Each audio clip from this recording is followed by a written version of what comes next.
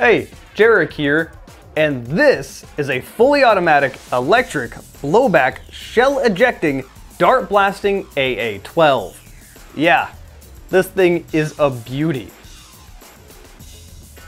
It's full polymer and metal. It feels like a high-grade airsoft gun, and that might have been what it was designed to be. Probably a gel blaster of higher quality, but then changed to be a dart blaster. And I thank them for that because this thing is awesome to hold. It feels, well, like an AA12, because that's exactly what it is. I really can't stress enough, this thing feels like a tank. It is way heavier than you think it's going to be because of all the metal, because of the gearbox, because of the high quality plastics, but also that comes with the caveat of, this looks like an AA12. Do not bring this outside. Do not bring this to games.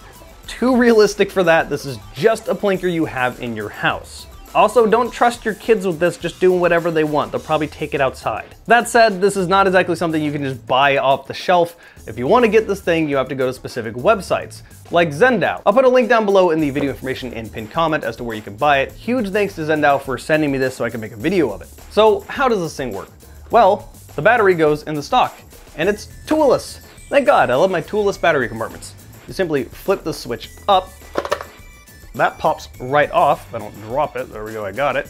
And it goes right in here. Plenty of battery space, and it comes with a battery. Unfortunately, it uses a Tamiya connector, which is common for airsoft stuff. I don't know if you want to rewire that, but whatever, it charges like any other LiPo, it works. Not really the biggest deal in the world. Once that's in there, you can take your magazine out, which just looks like an AA12 magazine. And as a bonus, it comes with a drum mag. And yeah, every single little indent you see holds a shell, roughly 20, which would be accurate to the actual AA12. This holds 8, this holds 20. Let's go ahead and put this drum mag in here just to complete the look. That's beautiful, isn't it? Anyway, you got your shells, you got your half-length darts, you just shove them down in there and then you load it in your magazine. I loaded the stick type. We're gonna have to take the drum mag out of this AA12. These will drop the moment you hit the mag release, which is right here by your finger. Magazines are pretty durable. I really have no worries about dropping them. Also, I have a carpet floor instead of hardwood. But you just go ahead and slam that in. It does have the guide rails like you would expect an AA12 to have, and it is flared, so it is pretty easy to reload. But the one thing I really want to point out is that if I cock this, that one shell in here is not actually going to fire anything. It will immediately eject, and then it shoots when the bolt slams forward. The way I get around this, well, the way you probably should get around it is you can do that and then it's gonna shoot. It's supposed to look like it's firing from an open bolt, but it doesn't actually. That will close the moment you eject the mag. The way I got around this to look good for videos is to take an empty shell that has nothing in it, load that one at the top, and then I don't have to worry about that not shooting because there's nothing there. It doesn't really matter. This can fire semi-automatic.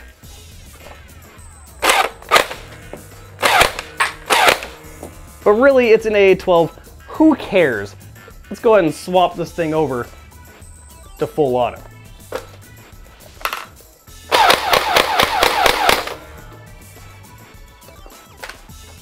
That's really satisfying and just really, really cool. Gotta put that drum mag back in here. Yeah, so for me, for the most part, it's been pretty consistent. I've noticed if you load up this stick mag more than you should be able to, it might jam.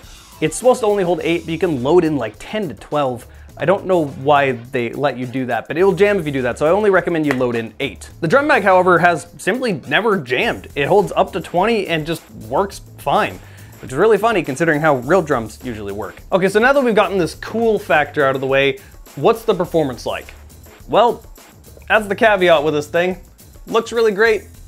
Doesn't exactly shoot very hard. When I chronoed this thing with Worker Gen 3s, I was only getting in the 40s. So yeah, it's shooting really weak. When I was using bamboo darts, I actually got lower velocities, which is weird because bamboo darts are lighter and generally they shoot harder. I was only getting in the 30s, some would get to the 40s.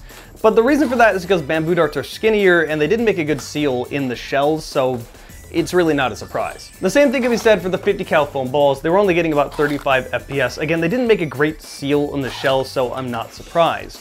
But with that said, you can turn this into a true shotgun by loading multiple of those 50 cal foam balls into the shells, and now you have a shell ejecting full auto shotgun that works like a true shotgun. Let me show you a few clips of this thing shooting from the YouTube short I made for this blaster.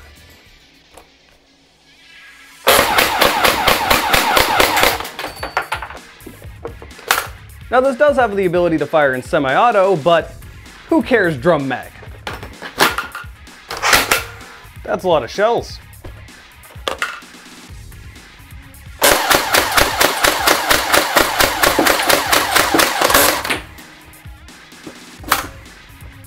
And they're all gone.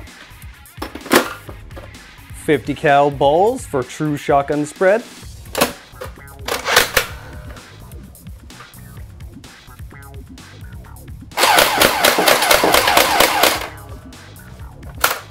So what's my final conclusion of this blaster? It's cool as hell, man. It's a fully automatic shell ejecting AA12 that comes with both a stick mag and a drum mag. What more could you want? Well, maybe for it to shoot a little bit harder, but also at the same time, this isn't one you're taking to games. I don't really care about the performance. I just want to see the shells flying and to have an AA12. And this does that well. Again, if you want to get one of these, Zendow sent this one to me. Check the link down below. Huge thanks to all of you who watched this video. I'll see you next time.